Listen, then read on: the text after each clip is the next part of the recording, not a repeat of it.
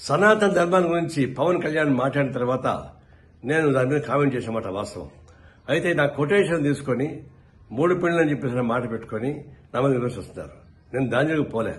సనాతన ధర్మంలో విడాకులు ఉంటాయా? నేను అడిగిన ప్రశ్న అది.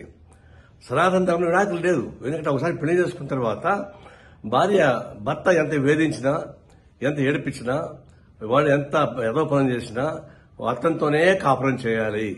భర్తని వ్యతిరేకిస్తే ఆయన పాపానికి పోతారు అని, భర్త చనిపోతే చితిమంటలపైన భార్యని కూడా తగలబెడతారు అనేది దాని సారాంశం.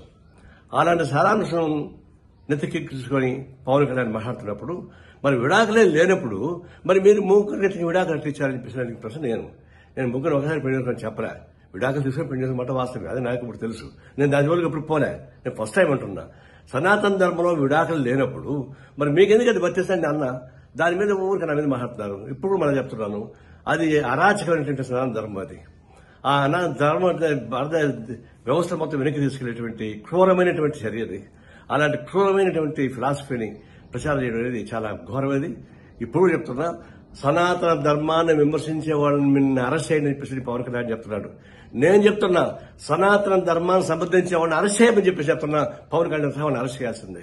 అది మన సెక్యులరిజానికి, ప్రజాస్వామ్యానికి, మన రాజ్యాంగానికి అర్థం పట్టే పద్ధతిలో ఉంటుంది. కాబట్టి సనాతన ధర్మాన్ని విమర్శించే వాళ్ళని కాదు, సమాజాన్ని సమర్థించే వాళ్ళని చర్య తీసుకోవాలని కోరుతా ఉన్నా.